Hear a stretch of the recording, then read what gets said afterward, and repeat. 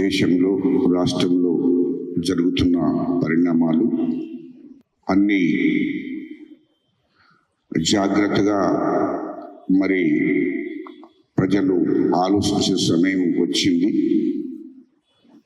ఈ దేశము ఈ ప్రజాస్వామ్యమే ప్రమాదంలో పడే పరిస్థితి వచ్చింది.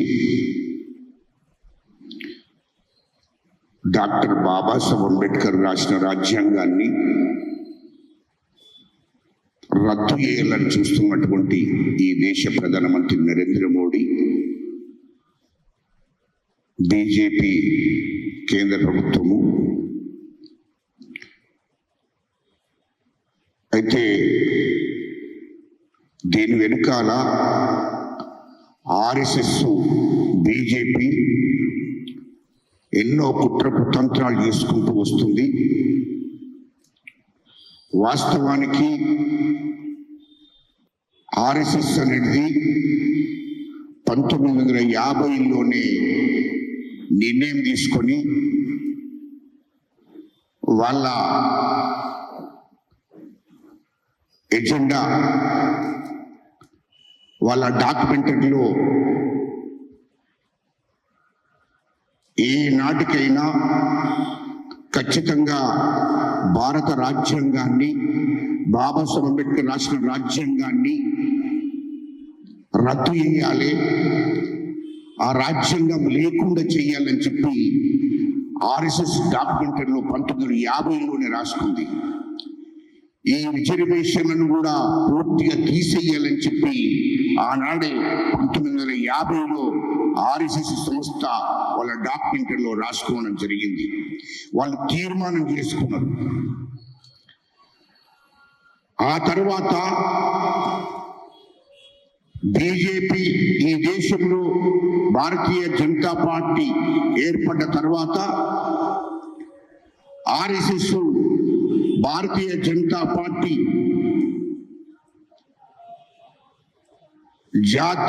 భారతీయ జనతా పార్టీకి సూచనలు చేసి మొదలు వాళ్ళు భారతీయ జనతా పార్టీ రాజకీయ పార్టీ ఏర్పడ్డ భారతీయ జనతా పార్టీ రాజకీయంగా ముందుకుంటున్న తరుణంలో ఆర్ఎస్ఎస్ మొదలు ఇదే చెప్పాలి భారతీయ జనతా పార్టీకి, ఏ రోజుకైనా మనం ఈ దేశంలో బీజేపీ అధికారంలోకి వస్తే మొట్టమొదలు బాబాసాహెబ్ అంబేద్కర్ రాసిన రాజ్యాంగాన్ని రద్దు చేయాలి, ఈ ఎస్సీలకు, ఎస్టీలకు, బీసీలు, మైనార్టీలకు పెట్టే రిజర్వేషన్లు తొలగించాలి. అంటే భారత రాజ్యాంగాన్ని రద్దు చేయడంతో రిజర్వేషన్లు కూడా తీసివేయబడతాయి. అది అప్పటి నుండి ఇప్పటిదాకా వాళ్ళు దాని వెనుక కుట్ర కుతంత్రాలు చేసుకుంటూ వచ్చారు.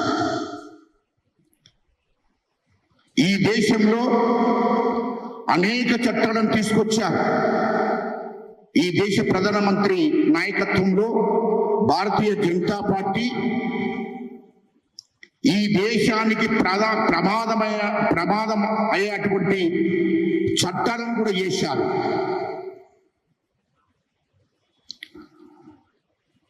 భారతీయ జనతా పార్టీ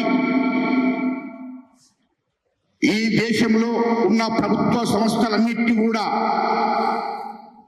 ప్రైవేటీకరణ చేయడం జరిగింది. నరేంద్ర మోడీ గారు, ఈ దేశ ప్రధానమంత్రి గారు, ఈ దేశంలో ఉన్నటువంటి ప్రభుత్వ సంస్థలన్నిటినీ కూడా ప్రైవేటీకరణ చేశాడు. చివరకు ఆర్మీని కూడా ప్రైవేటీకరణ చేయడం జరిగింది. ఈ దేశాన్ని కాపాడే, రక్షించేటువంటి ఆర్మీని కూడా ఒక ప్రైవేట్ సంస్థకు అప్పగించడం జరిగింది.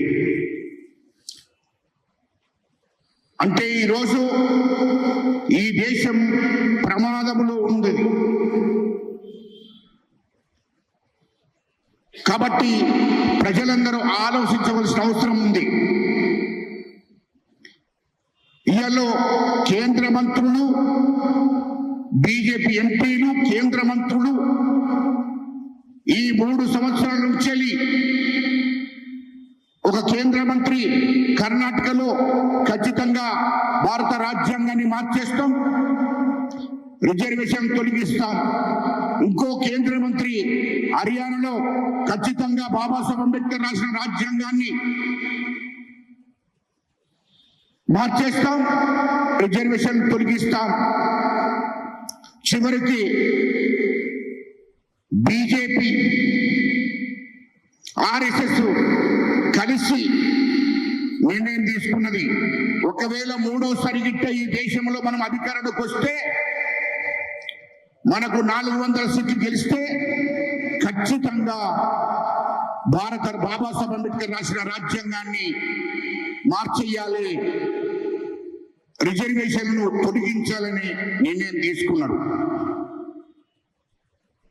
మరి అలాంటి పార్టీని నమ్ముతారా ప్రజలు? ఖచ్చితంగా బీజేపీకి ఓటేస్తే రిజర్వేషన్లు మొత్తం తీసేస్తారు బీజేపీ. నరేంద్ర మోడీ గారి నాయకత్వంలో ఖచ్చితంగా బాబాసాహెబ్ అంబేద్కర్ రాసిన రాజ్యాంగాన్ని రద్దు చేస్తూ రిజర్వేషన్లు తొలగిస్తారు.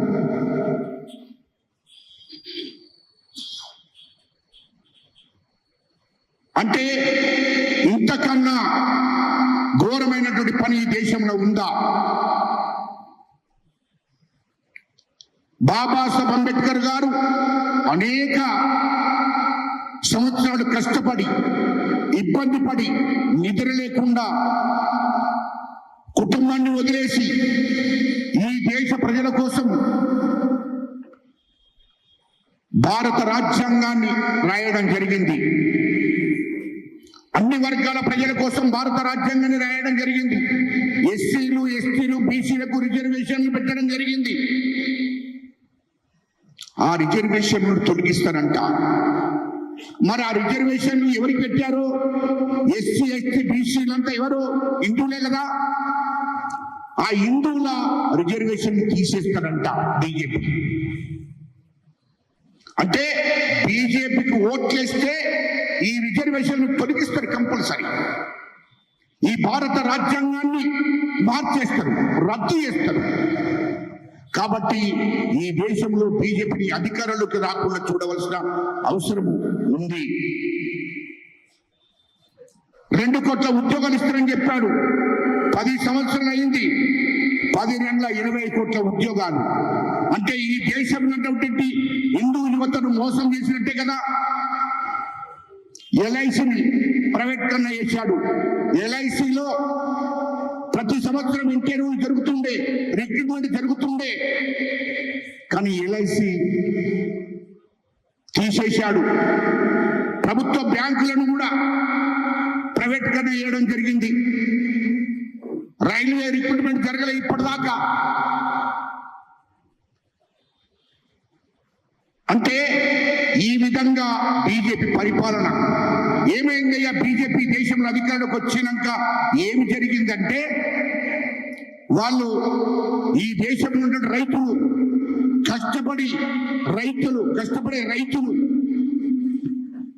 వాళ్ళ హక్కుల కోసం ఉద్యమం చేస్తే రైతుల మీద నల్ల చట్టాలు తీసుకొచ్చారు బీజేపీ కేంద్ర ప్రభుత్వం. ఇది వాస్తవం కాదా? ఇళ్లలో బీజేపీ అధికారంలోకి వచ్చినాక కేంద్రంలో పెట్రోల్ ధర పెరిగింది, డీజిల్ ధర పెరిగింది, నిత్యావసర వస్తువుల ధరలు పెరిగినాయి. ప్రభుత్వ సంస్థలని ప్రైవేటీకరణ జరిగాయి. మధ్యతరగతి వాళ్ళు, పేదవాళ్ళు బతికేటువంటి పరిస్థితి లేకుండా చేయడం జరిగింది ఈ దేశ ప్రధానమంత్రి నరేంద్ర మోడీ గారు. ప్రతి నిరుపేద కుటుంబానికి 15 లక్షల రూపాయలు ఇస్తారని చెప్పాడు. ఏమైనాయి 15 లక్షల రూపాయలు? ప్రతి నిరుపేద కుటుంబం 15 లక్షల రూపాయలు ఇస్తారని చెప్పాడు. ఈ దేశ మొత్తం నల్ల డబ్బునంతా తిరిగి తెప్పిస్తారని చెప్పాడు. కానీ 1 రూపాయి తెప్పించలేదు. ఏమైంది? బడాబాబులకు ఈ దేశ సంపదనంతా దోచిపెట్టడం జరిగింది.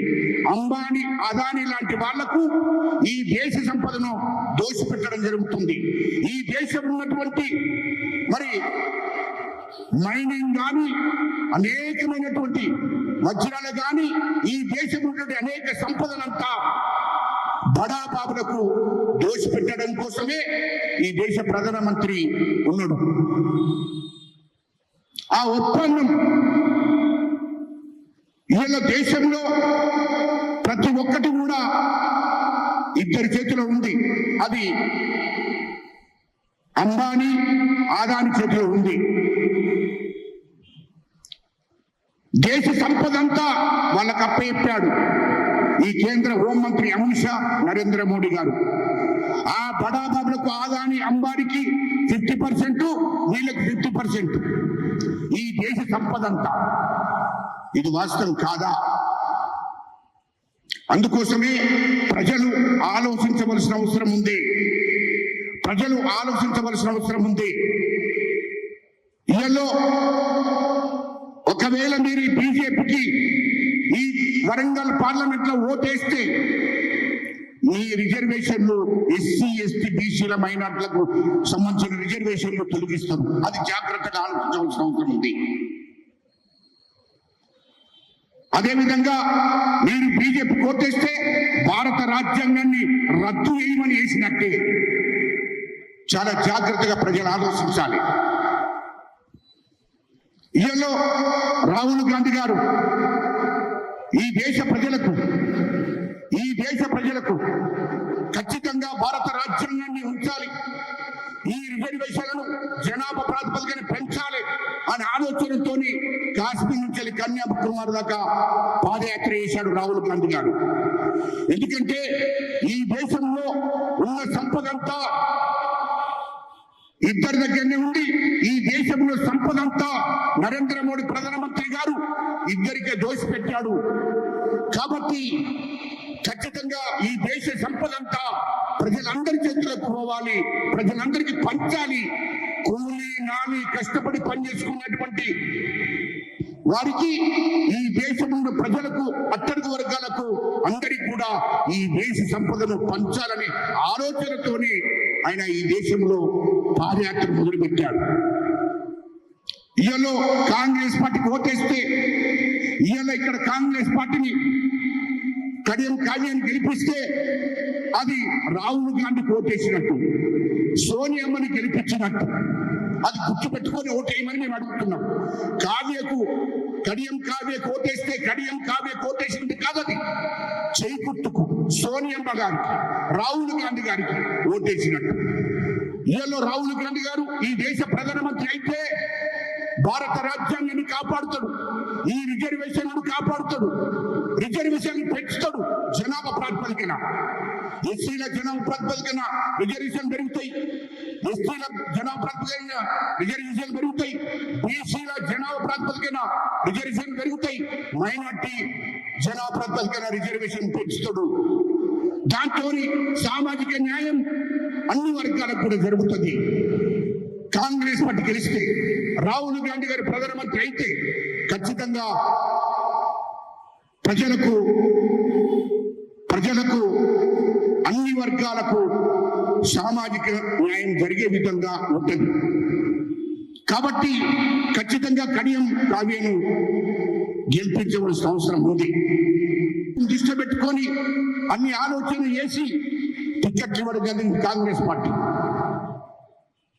ఈ టికెట్ల విషయం ఇది ఇప్పుడు జరుగుతున్నటువంటి పరిణామాలు. దీన్ని కాదు దృష్టిలో పెట్టుకోవాల్సింది, భవిష్యత్తును దృష్టిలో పెట్టుకోవాలి. ఇవాళ కాంగ్రెస్ పార్టీ